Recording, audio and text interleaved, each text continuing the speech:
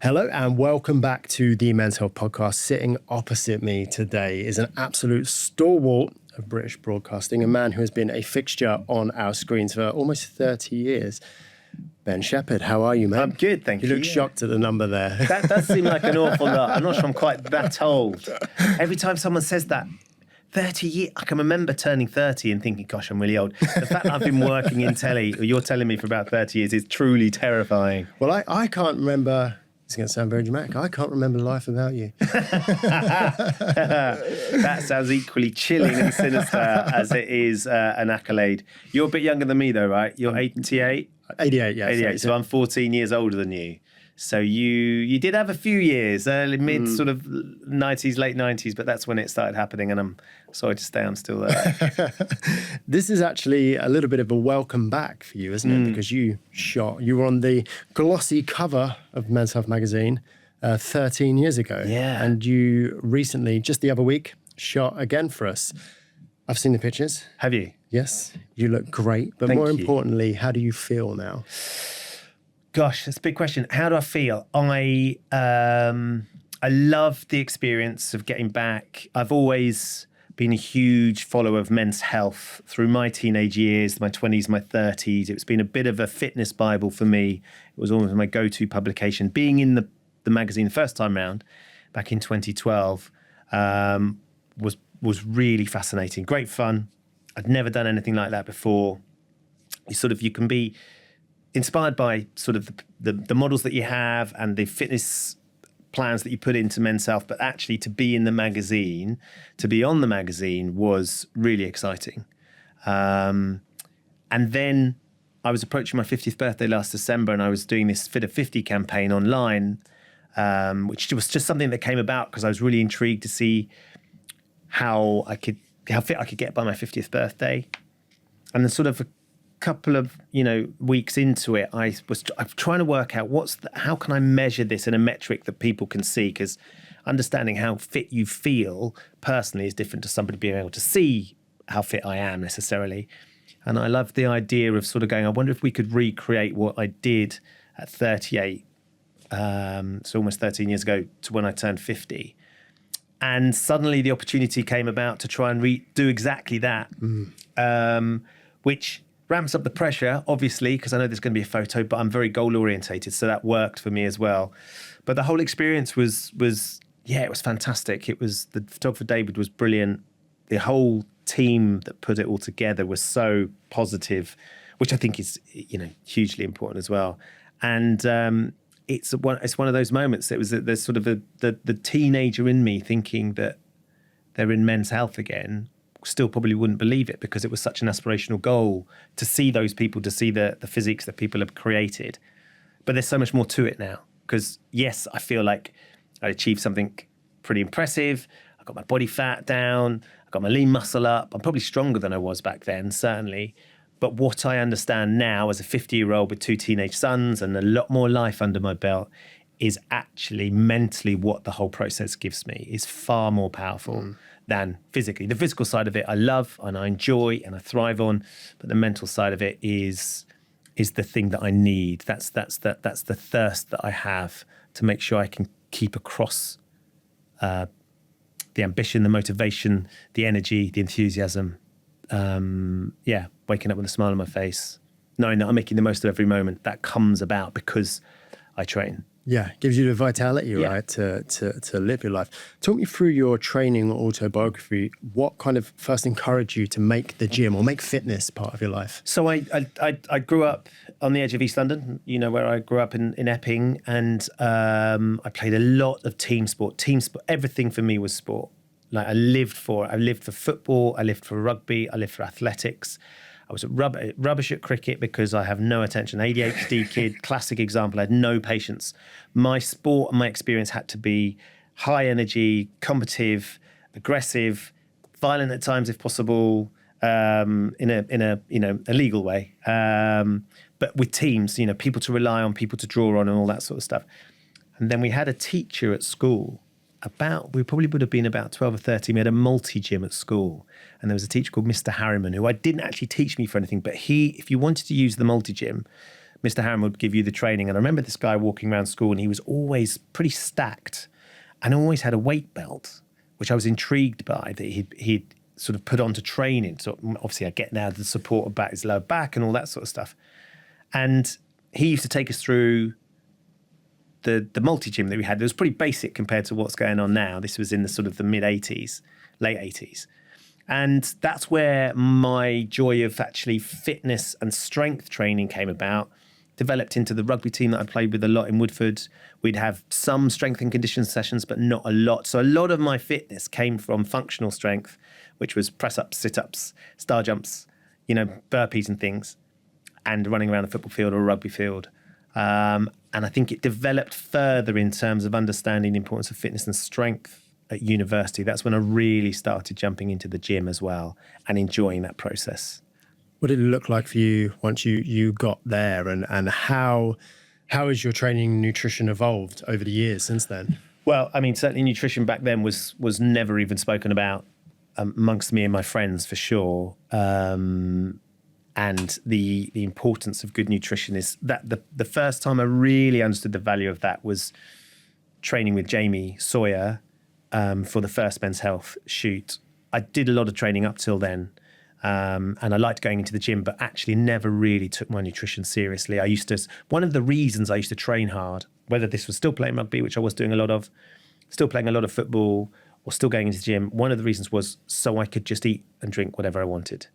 I had a lot of my friends who started working hard, were training less or not playing as much sport, and then they were putting on weight, and as you do through your late 20s, your early 30s. And there was always that bit in the back of my mind is I don't want to have to compromise. I want to be able to eat what I want to eat. I want to be able to drink what I want to drink. Okay, I'm going to just keep playing sport and keep doing that because that helps me burn the calories that I'm consuming. Active lifestyle. Yeah, of course. And I loved it. I mean, I loved both, but I loved being able to go, it doesn't matter. I can keep doing those things. And then when I started training with Jamie, understanding if you want results or if you want to physically change your body, you've got to treat it a little bit more respectfully, just in terms of what you're consuming and what you're putting in. And even that time, it was, I was 38 at the time. So my metabolism was a bit better. Was very busy with kids, and I followed Jamie's plan and bits and pieces, but I wasn't particularly strict about it. But the results that we got were significant. I'd always been relatively lean, but suddenly to have sort of visible six pack, suddenly to have more lean muscle, to be stronger, physically stronger. I can remember getting out of bed and walking past the mirror and suddenly catching a shot of my body. And there's like a moment, it's like, crikey, just by being a little bit more organised about what I'm consuming, I can physically see that change that's made. And that's really inspiring. Yes. I can enjoy that. And nutrition now is something that is a real driver for me and something that is a real focus. I don't feel like this time round I've gone without as well. I think first time round I was a bit stricter actually, just in terms of the range of things I would eat, because I just knew that chicken was good and as a protein source was great. Protein shakes, Jamie would make me take loads of protein shakes and bits and pieces, but I didn't really have so I'd do grilled vegetables in the evening and chicken, and it gets a little bit boring. The classic. Yeah. It's like we didn't know better then. Yeah. We didn't know better. Just go grilled chicken and vegetables. Play it safe. And you do that, and it was 6 weeks challenge last time. And you do that, and that gets really dull. Like, I love food, I really enjoy flavours and tastes. My experience and my understanding of actually what I can eat and the range of things you can eat and the things that maybe are worth trying to avoid or cut back on or be a bit more disciplined about meant that this time round, and I gave myself more time, this time round, I never felt like I was going without. I never felt hungry. I always felt like I was satiated. I always felt like I was still enjoying life and everything, but I was getting those results as well. And I think my training has been a lot more focused because I've always worked with PTs. Jamie Sawyer was my trainer first time round. I worked with brilliant Steve Coleman. This time round, I've trained with Steve for, I don't know, maybe 10 years now, actually. So just after Jamie and I moved, and I started training with Steve. And he's brilliant. His enthusiasm and his expertise and his knowledge and his wealth of sort of ideas, because he equally knows what I need, just in terms of keeping me engaged and interested and busy. I'm very easy. Like, I'm very disciplined when it goes, right, I'm going to do it regardless of how tired I am, but I can get quite bored as well. So I constantly feel like that has evolved. One of the things that really changed how I train was hosting Ninja Warrior. So when we started hosting Ninja Warrior, Cammy and me and Rochelle, suddenly what I saw were these incredible athletes that were in great shape, but their bodies moved in such a functional way that they weren't enormous, they weren't massively stacked, they were agile, they were strong, they were athletic, they had endurance. And I started thinking, right, actually, that's what I would love to be able to do. I'd love to have that agility, that strength, that real mix of what it is you can do. Very gymnastic, coordinated, flexible. All of them were so inspiring. The girls were incredible at it. The boys were just awesome. And we started training in a lot more sort of calisthenics style of training, which I absolutely loved. Was giving me everything that I wanted in terms of challenge and focus. So started doing a lot of handstands, started doing lots of bits and pieces like that. And as a process to go through was really exciting, because training in a completely different way to what I trained before. And I think the mixture of training that we do now is a sort of a hybrid of a lot of that sort of experience. I still need a lot of cardio because I thrive on cardio. But I love the strength piece, and I really, really like the functionality. Functional training, I think, for me is, as a 50-year-old with back and knee issues, wanting to be able to carry on playing as much golf as I possibly can. So rotation is really important. Wanting to be able to keep up with my 19-year-old and 18-year-old sons who are young and fit and strong. That's become something that I'm much more aware of in terms of staying in the game as long as possible. Yeah, we spoke about this, I think it was before we started rolling, but it's interesting how a lot of, particularly in the gym, the history, the pedigree of that has largely come through the lens of bodybuilding, right, outside of sports. And it's so great. So people did do, chicken and rice, because that's what bodybuilders do. But that's a very specific pursuit, right? And it's been so cool to see, through the internet, through social media, through shows like Ninja Warrior, see all these different displays of physicality, and people going, oh, there's more than one way to sort of shake this tree. Yeah. It doesn't have to be, I think one of the things as well that Ninja really did, and you can tell by the proliferation of ninja parks around the country now, how that really tapped into something. We were really celebrating fitness. Yes. On a Saturday night, with 1,000 kids and grown-ups in the audience, cheering and shouting, people who were just demonstrating what being fit and healthy and physical and strong and agile and nimble looks like in a really aspirational way. And then to see the kid, you would do the show and we'd have great fun hosting the show. It was so full of energy and life. And then you'd see the kids walk out afterwards, because we always filmed it in the summer holidays. And all the kids would be climbing on stuff and jumping on stuff, and they would recreate what they'd seen, knowing that whole world of parkour, knowing that whole world of kind of going, hold on, fitness and training doesn't have to be dull and boring. You don't just have to lift really heavy stuff. It's not just about that. It can be about running up a wall. I mean, the warped wall at the end, everyone's fascinated by the warped wall. It's the size of running up the side of a double-decker bus. You're 4 meters to the top of it. As a feat, it looks seriously impressive. Once you've worked out how to do it, it's actually not, but it's really great fun. And every single person that took on that course came off with a massive smile on their face, whether they fell off or whether they sort of reached the top of the wall and kept going. And that is so contagious. Yeah. It really is, watching that sort of joy and celebration of fitness and health. Was a real sort of moment for me in my fitness journey, I think, that really took me away from just thinking, I've just got to kill myself in the gym every single time I go there. Actually, no, you don't. You're going to have a really good laugh with a load of your mates running around, jumping off stuff, whatever it looks like. And with my boys, that was an important thing as well, because I wanted them to enjoy the process. I didn't want them to feel obliged to do it. I didn't want them to feel like so many people kind of go, oh, I've got to go to the gym. I've got to do this. It weighs on you.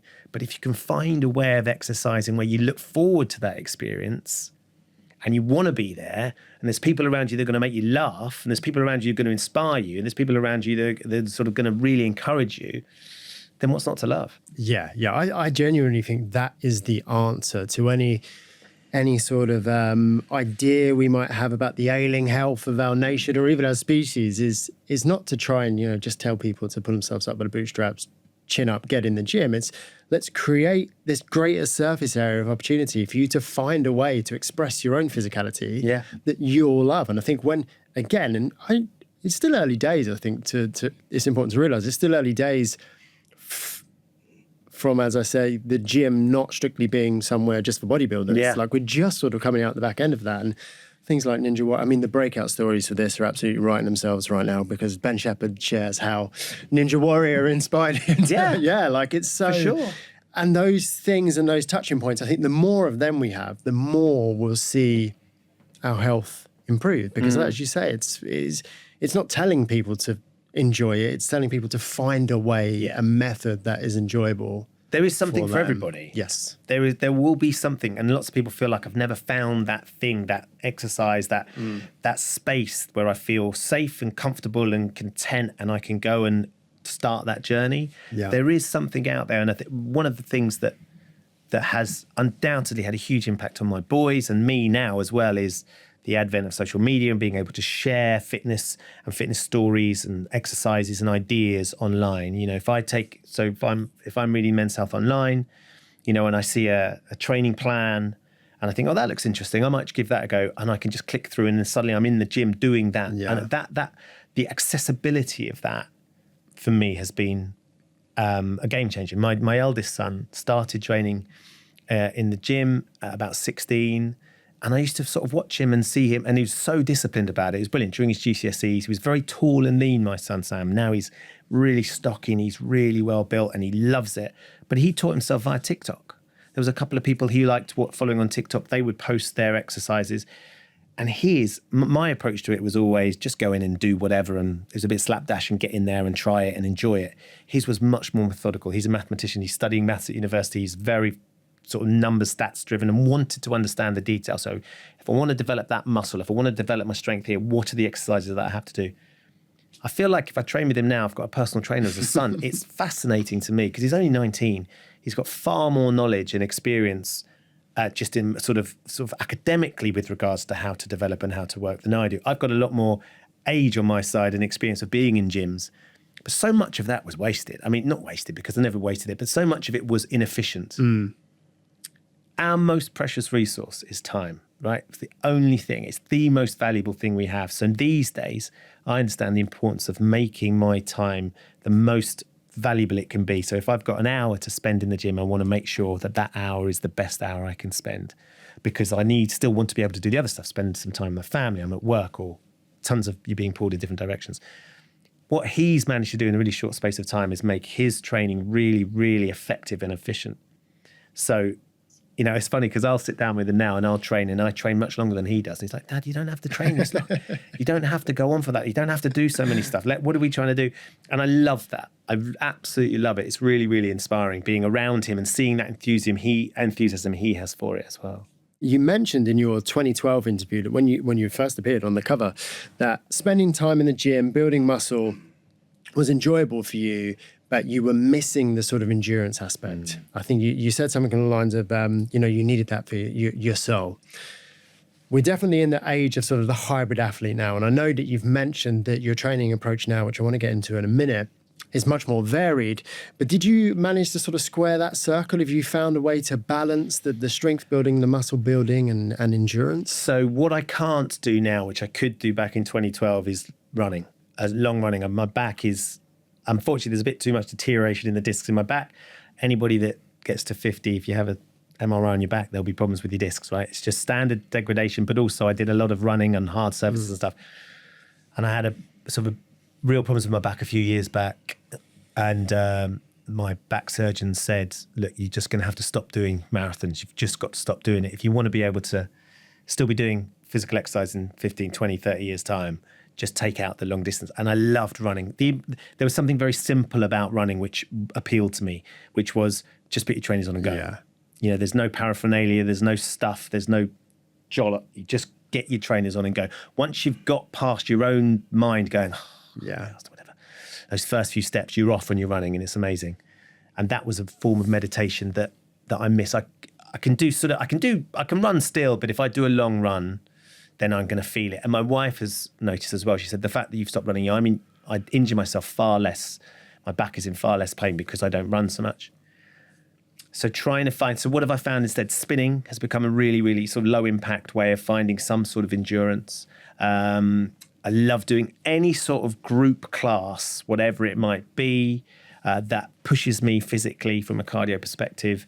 I don't get sort of the really long runs that I might do for a couple of hours or if not more.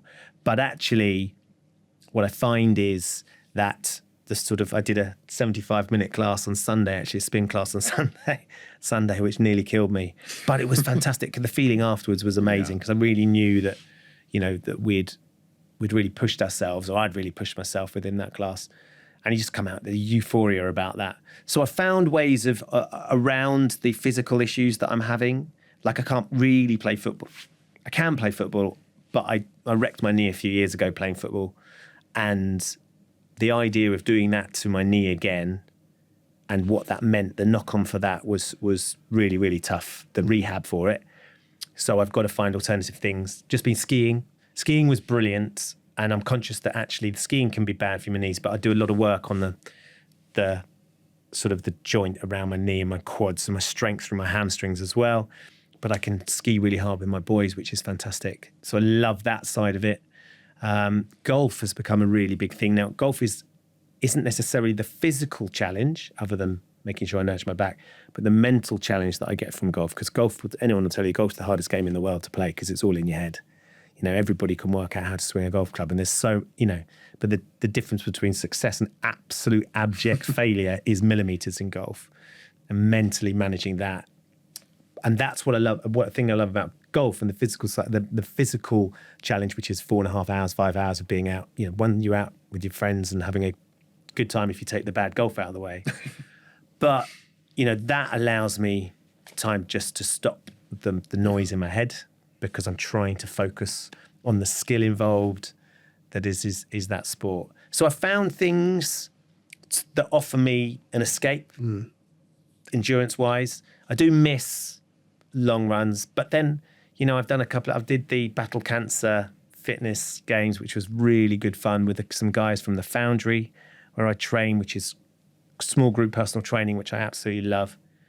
And then I've got a high rocks in my head at some point. I've got to try and do something like that. I love the idea of working out what that's like for me to do, which is a mixture of the running and then the physical side of things. I'll get there at some point. I've got to be organised to do that, though, because trying to get a place on one of those things isn't easy. I was about to say, we're in a weird space now. I think it's legally binding that everyone has to do a high rocks. But at the same time, it's nigh on impossible to get. Yeah. How you get one? Yeah, you've got to go to Azerbaijan to try and get a high rocks. Well, fitness tourism is booming, and this is why. Yeah. What does a normal week of training look like for you now? So I try and train. I'll do my best to try and do a couple of spin classes a week, or some cardio other than that, which will be going out on a bicycle or something, usually because it's low impact for my back. I will try and get into the gym 2 or 3 times as well. So do some strength sessions, whether that's training with Steve, my PT, whether that's going to the Foundry, which, as I said, is I really enjoy, because there's a great mix in the Foundry of the cardio with strength. And you do it in a group, and there's a great community. Any gym any offering or gym that offers some sort of community where people are engaged and enthused by their team around them and the people around them, I think is brilliant. They've really tapped into something very special there. So I'll try and do, I think, 6 sessions of something a week. Sometimes it's far less, and sometimes it can be more. If my son's back from university, he'll often say, right, Dad, come on, let's go and do some training, and which I love as well. And if anybody ever says to me, Ben, do you fancy playing paddle? Ben, do you fancy coming have a game of 5-a-side, even if I'm nurturing me? Ben, do you want to do... my first default setting is yes. And I was always, as a kid, I just was always looking for someone to play with. Drove my parents mad. I had a big brother and sister, and they were too grown up and all that sort of stuff. So I was constantly looking to be busy and have a playmate. So if people ask me to do stuff, I'll always say yes. I can't often do them because of work and demands change.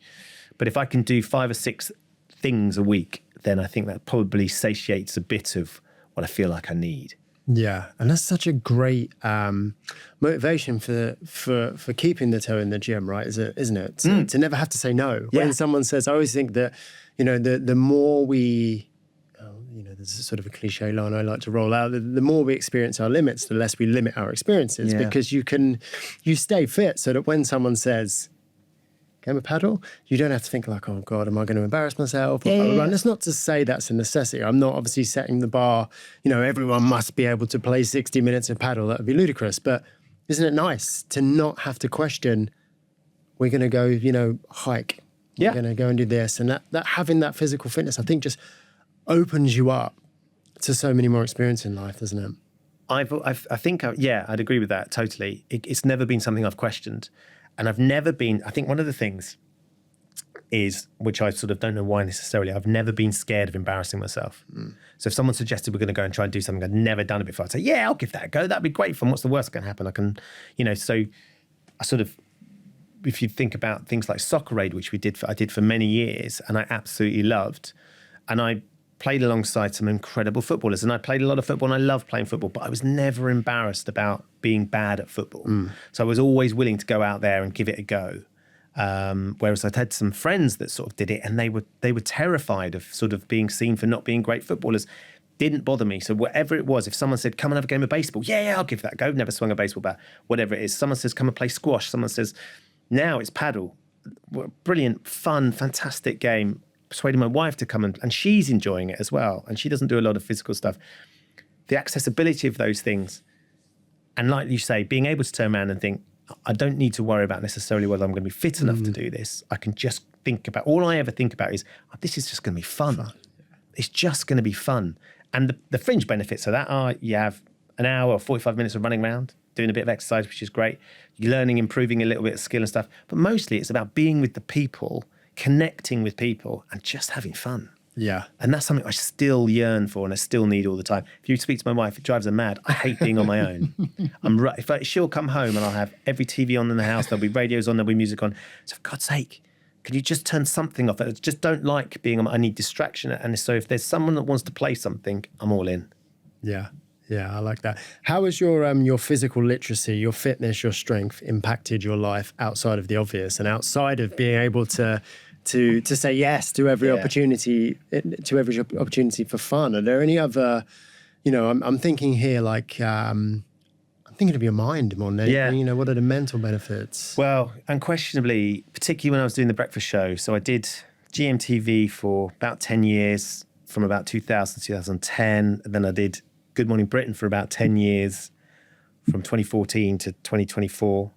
And that was getting up at, Good Morning Britain particularly was getting up at 3:30 in the morning, doing a lot of other things. And I'd film Tipping Point from about 2012. We've been doing that for sort of 12, 14 years, and Ninja and whatever else was going on. And there is no question that the correlation between my physical fitness and my ability to work and function in a sort of quite highly stressful environment on not much sleep were intrinsically linked. And I became very aware of that. If I hadn't had a chance to exercise and I wasn't getting enough sleep, my performance in the workplace suffered massively. So as soon as I understand that, I can survive on less sleep if my body is more efficient and it deals with things by being fit and healthy, that became a really fantastic motivator for me to make sure that I did all those things. So firstly, there was that, navigating professional life, family life, and physical life meant that all those things worked better. I'm not sure I ever really got the balance, unfortunately, just because I really love my job and I really love being busy. I really love my family and there's never enough time. I've got to go back to what I was saying about time being the most valuable resource that we have. And then I think that what became most stark in terms of the importance of being able to exercise and the importance to be able to push myself and the importance to be able to enjoy those things that I love was when I screwed my knee up. So I was playing football and a really innocuous 4G pitch, put my foot down, turned around, but my studs got stuck in the 4G. It was quite a new 4G. My knee twisted.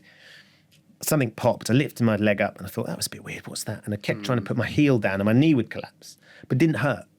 Didn't hurt at all. So I carried on playing cup final, carried on playing. We won the cup final, got towards the end of the match, and then I thought, this is really something very wrong with my knee.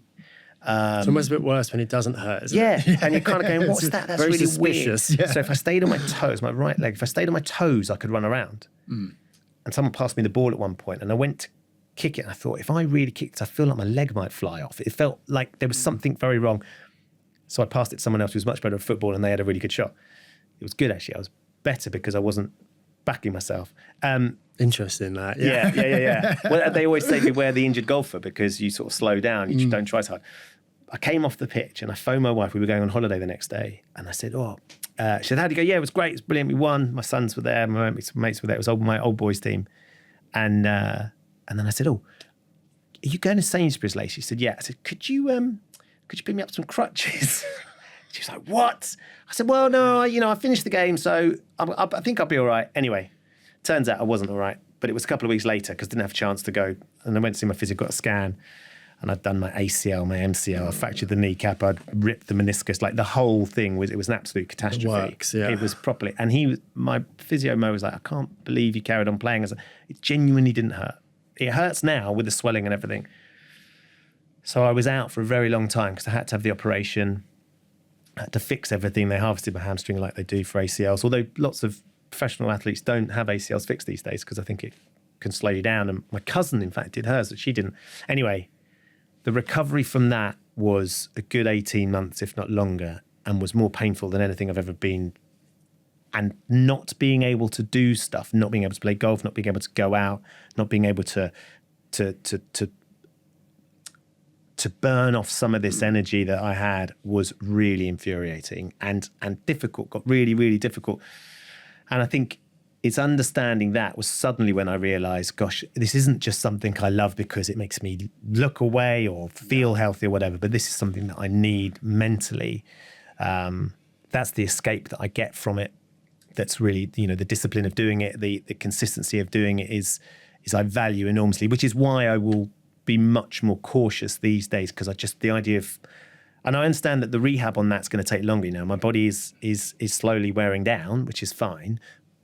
But if you take those risks and do things that are going to cause sort of catastrophic injury like it did, that's going to take you out for a long time. And the idea of that really scares me. Yeah. I think we were discussing this earlier, weren't we? This idea of a lot of what we do as fitness are kind of just arbitrary things, aren't they? We play football or we lift weights and all those things. And it's so easy to get sucked into the idea that this is what fitness is and forget, well, actually, I'm a big sort of nerd for etymology, for words. And I think we lose track of what words mean. And, fitness, literally the ability to fit into your environment. And if whatever you're doing in the name of fitness causes you problems to the point where you're now an ill fit for your own environment, well, it's not fitness anymore, is it? And I think training as well, what are we training for? It's got to be for life, right? And if we training in a manner that takes us out of the game for 18 months, then And that is such an important part of your life. I've been through phases where I've not been as motivated with things, you're tired or you're sort of, what your drivers have changed. There's been a shift in circumstances. You get out of the rhythm of things. But fortunately, never for so long that I found it hard to get back into it. Yeah. Never for so long that I can't find my way back. Yeah. Because it only takes, even if I've had a couple of weeks off, firstly, my wife will kick me out of the house if that happens because I start getting quite antsy and stir crazy and stuff. It expresses itself, doesn't it? Yeah, exactly. Exactly that. It's stemming, isn't it? In certain parlance these days. That's absolutely what happens. And she's like, you need to go and do some exercise. Can you just go off and play golf? Can you just go down and do some weights? Can you just go for a run? Can you just get out there? Can you just get out? Yeah. You need to go and burn off some of that.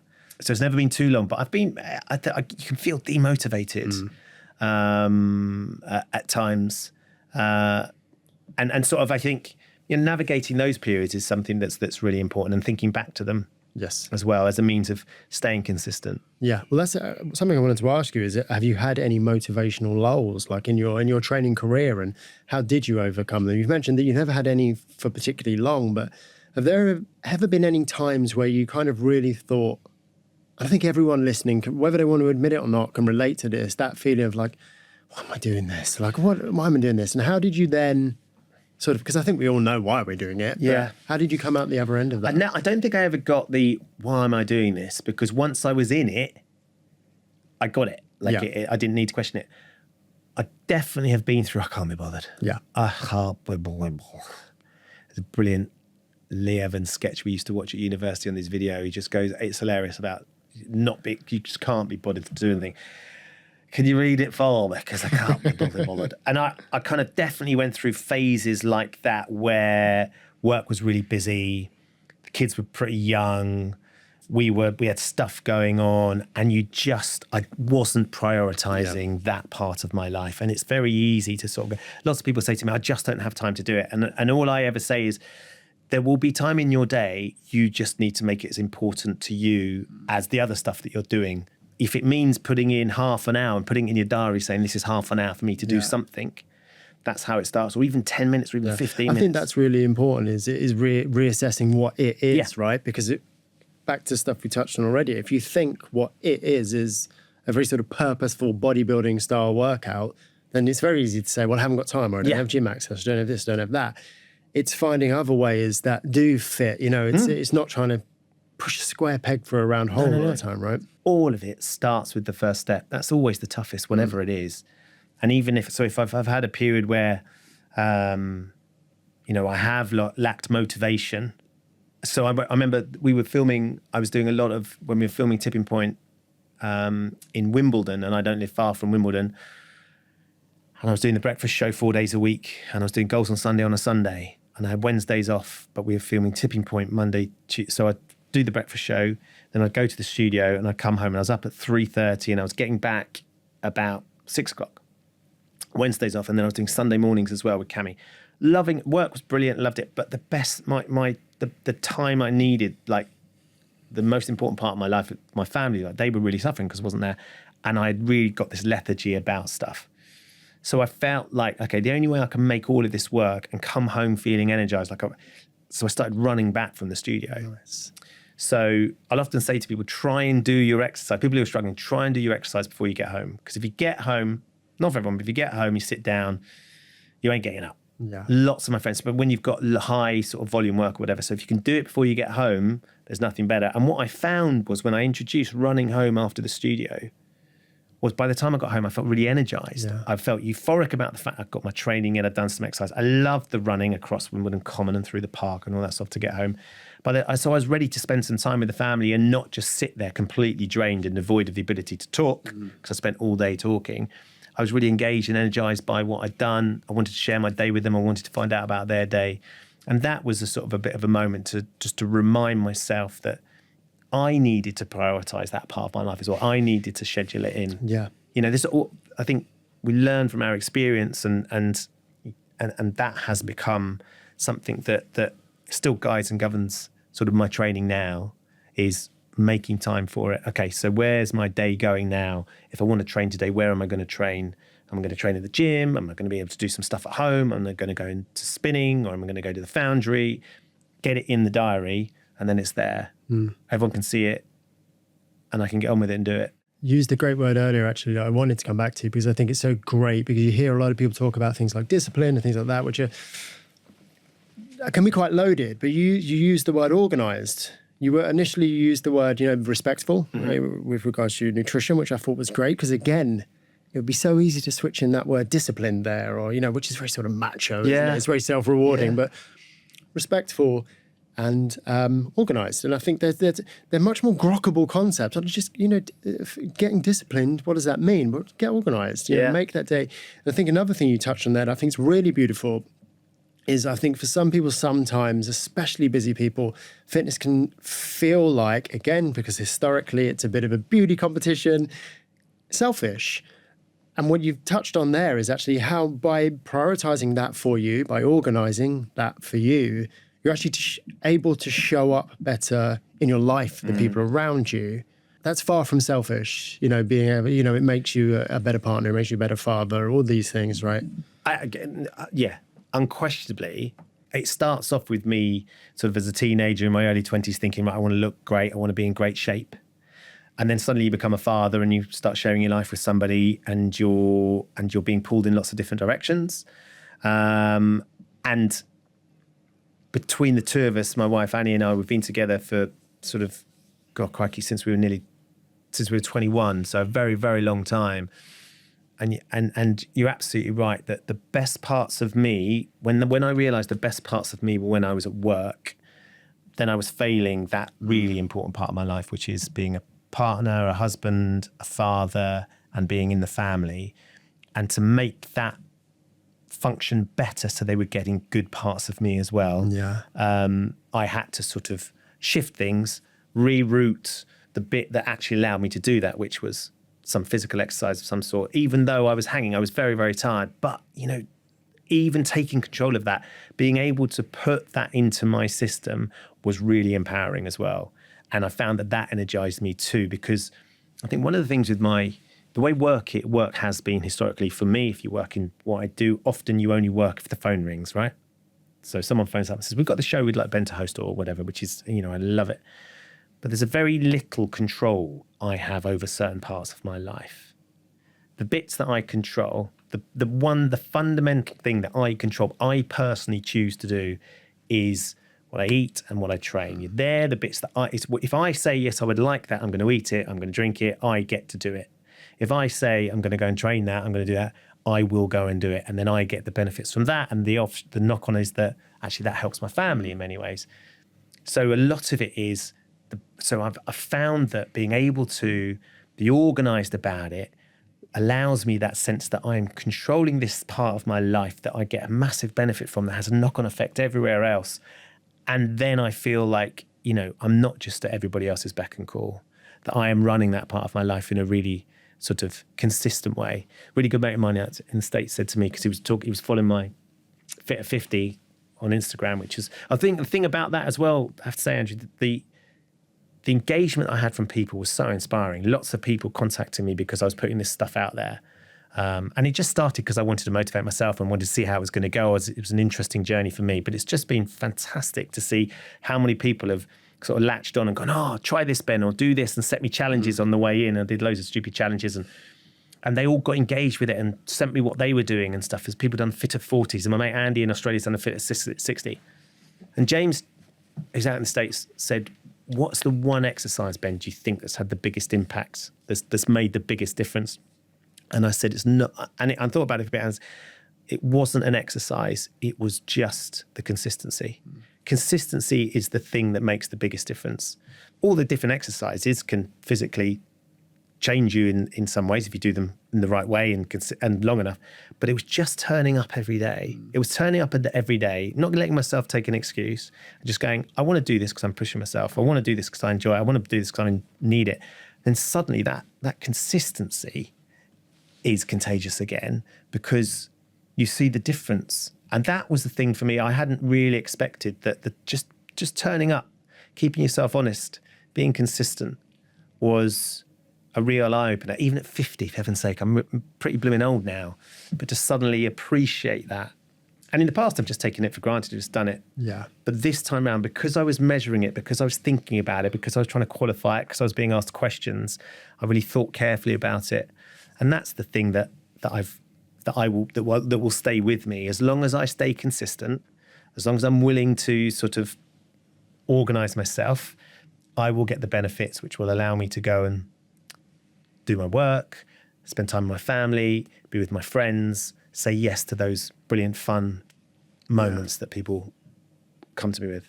I always think that exercise training, whatever, has been historically missold or misundersold, because what we sort of present as the fruits of your labour, six pack, better at football or whatever it is, they really are the least interesting and least sort of beneficial things about it. They look good on paper, but I think if more people realised that, I joke all the time that even if you don't hit your fitness goals, the consolation prize is living longer, living better, having more energy, more mental clarity, showing up better for your family, all these incredible things.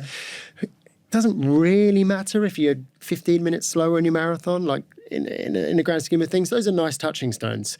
Having that foundation of fitness, like I said, what the word fitness means, the ability to fit into your environment, I think is incredible. And I think what you're doing, what you've done there is so inspiring for people, because you are showing that there are so many more other benefits. Yes. You know, the stuff that maybe we look at, you know, a nice Men's Health cover is a icing. It's a very nice icing on the cake, but it's icing on the cake, right? It's oh God, I can't believe these words are about to come out of my mouth, but it's who you become on the way, right? And it's what you're able to do for the people around you. I think, yeah, you're absolutely right. As corny as that might sound, cliches become a thing for a reason. I'm very goal orientated, so set myself a challenge, and I love to try and rise to the challenge. Steve, my trainer, will tell me, he'll go, right, or in fact, we did a thing in this spinning class the other day, and the spin instructor goes, right, we're just going to climb this hill for however long, and he didn't say. And I was getting really annoyed because just tell me how much longer I've got. I just need to know how much longer I've got, and I'll stay in this gear and I'll keep putting the watts in or whatever.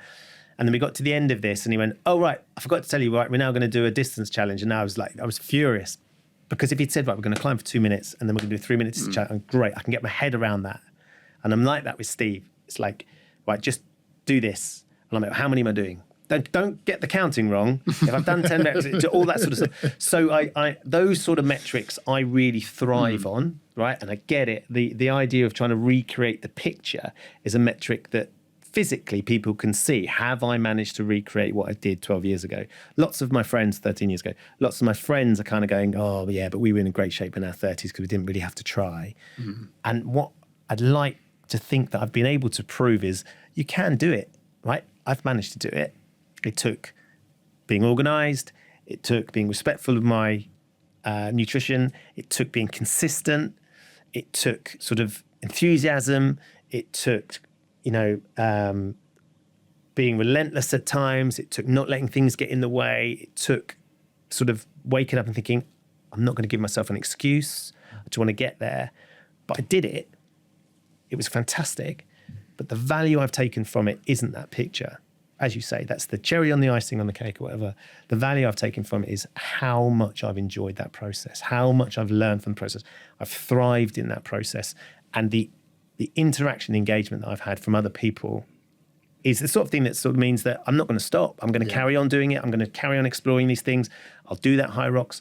I'll do more tough mudders. I'll do more challenges. I'll face those things. I'll say yes to more things. I think turning 50 is a moment anyway. You're still a long way off, which is great. But turning 50 feels like a moment, like in time, whereas my 40s and 30s becoming a dad, 40s was, all right, great fun.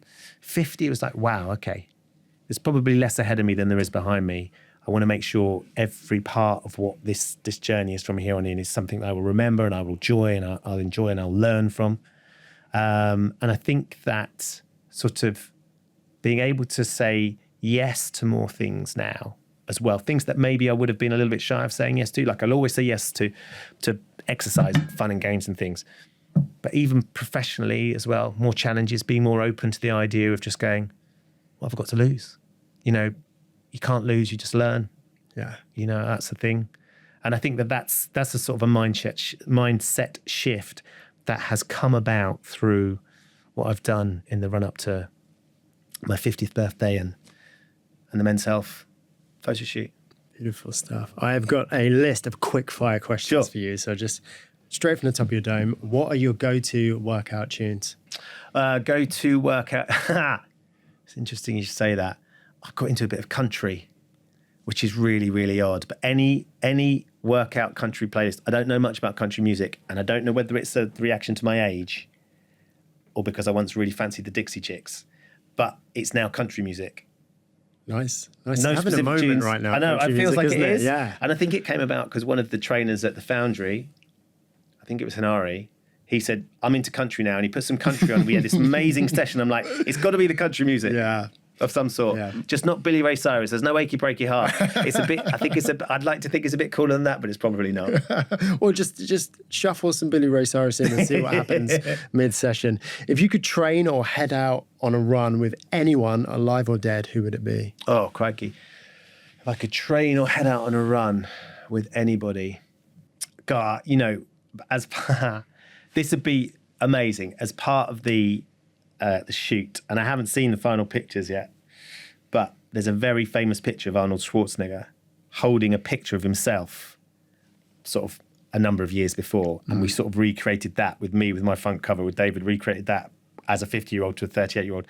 The idea of training with Arnie would be sort of a bit of bucket list. We had Jason Isaacs on today, who's just made the White Lotus with Arnie's son Patrick, and Who's also in great shape. amazing shape.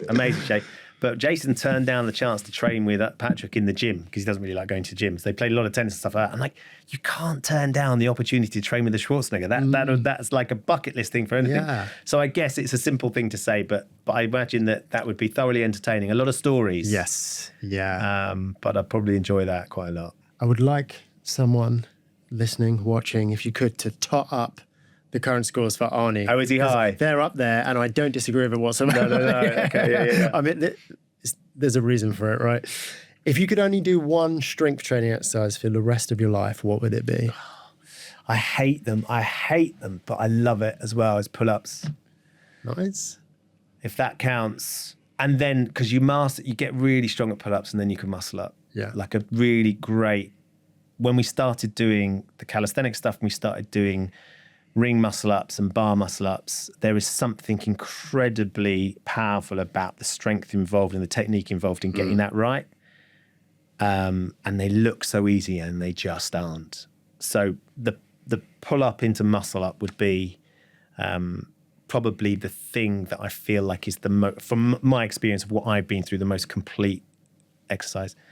And if it was one I could absolutely abolish, would be a burpee. I think they are the devil's exercise, which my PT loves too much. Again, a really complete strength exercise, right? But yeah, kill the burpee, keep the pull up. I was about to say, I sometimes think of this in terms of what do I never want to lose the ability to do? So muscle ups are something, anyone who knows me will be bored of hearing this. There's something I always keep in my program, whatever I'm doing. Yeah. I'm trying to get really strong, I'm trying to get size.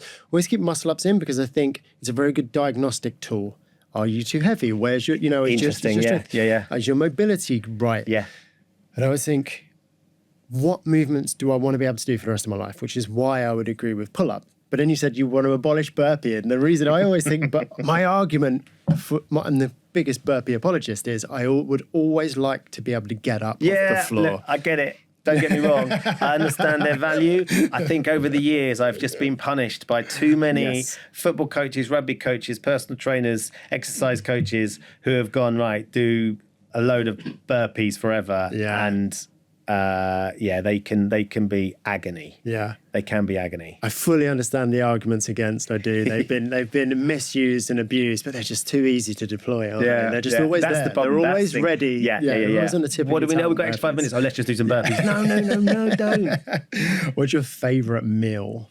Favourite meal? I'm sort of very, very basic. Any sort of meat. I absolutely love a steak with some really lovely steamed vegetables. I've got much better at eating clean, but steak with some really lovely steamed veg of some sort, spinach, broccoli, some French beans. It's a bit boring, isn't it? The other thing is, I'm not massively driven by food and taste. My wife is always marvels at the fact that I'll eat whatever's put in front of me and be really, really grateful. And then I'm very good at tidying up. I'm not a great chef. I'm not a great cook. I kind of look at food a bit like fuel. So it's the steak is the bit that I absolutely salivate over. Yeah, I think it's really good to acknowledge that, because I think a lot of people who are in really good shape wear it as sort of a badge of honor that they can turn down all these really nice foods, when fact of the matter is, on the Venn diagram between people who are in really good shape and people who just, don't have the same, the food just doesn't have the same appeal for them. No. You can hop in a portal, you can travel back in time and talk to a 16-year-old Ben, but the portal is going to close in 30 seconds. What are you going to say to him in that time? Slow down. Just don't be in such a rush. Even now, I struggle with this. But if he could be a little bit more patient, he'd realise that there's so much out there to see and do and experience and absorb. And he will do that. But slow down and look up. Look up. Look up's very nice. Are there any fitness challenges that you've always wanted to tackle but never managed to get around to? An Ironman. That was the thing. It was always going to be. I was going to do an Ironman at some point, and I look jealously at my friends that have done them, and I still sort of harbour a dream that I'll do one at some point. I'll sort of find a way of training with very little impact and then just run the marathon. Just run the marathon. I've done a lot of marathons in the past. I've done sort of 5 in 5 days and cycled across country, run back with friends and things. I understand. The thing I came to understand about running 5 marathons in 5 days is that it's mentally way tougher than physically. So the idea of doing an Ironman, like this what we were talking about, the discipline of the training, because you have to be disciplined when you're doing something like that to get that sort of distance cycling and that sort of distance swimming, because I'm not a natural sort of distance swimmer. Cycling, I think, would be great. The running, I don't think I'd have an issue with. So trying to get an Ironman under my belt would be, I still harbour dreams and ambitions to do something like that. I'm not sure whether my body could cope with. And it's not necessarily the actual challenge of the Ironman itself. It's the training, the volume of the volume of the training in the run up to it. There's when we stop rolling on, I'll bore you with this, but there's so much literature and there's so much noise now around minimum effective dose run training for endurance. Just for that, because you want to express it on the day, but you don't necessarily need to chalk up that big mileage on the run up. I did interestingly on that. I did a lot of boxing for a while, which I absolutely fell in love with and loved. The aggressive side of me, the cardio side of me, the physical side of me. So I did the Sport Relief for a while. They used to have a celebrity boxing bout, and I fought Lamar. And in the run up to that, I did a marathon on the Scilly Isles on Tresco, 7 3/4 laps of the island. Did no marathon training at all. I trained for this fight. I trained for the fight, which was three rounds of 3 minutes, 3 rounds of 2 minutes even, I think it could have been. But I just trained so much for the fight. And I did the fastest marathon at the time. I think I did it in 3:27 or something like that. But, it was tough. It was really tough. And it's decent pace, not amazing, but it's decent pace. But I didn't actually do long distance training at all. And it was a real insight into me is that actually there's ways of training that can allow you to, like you say, sort of be efficient about getting the sort of the endurance you need without having to pound the streets for hours. Yeah, nice. Well, plenty of time. Plenty of time. Thank you so much for joining me today. I've loved it. Thanks so much for inviting me.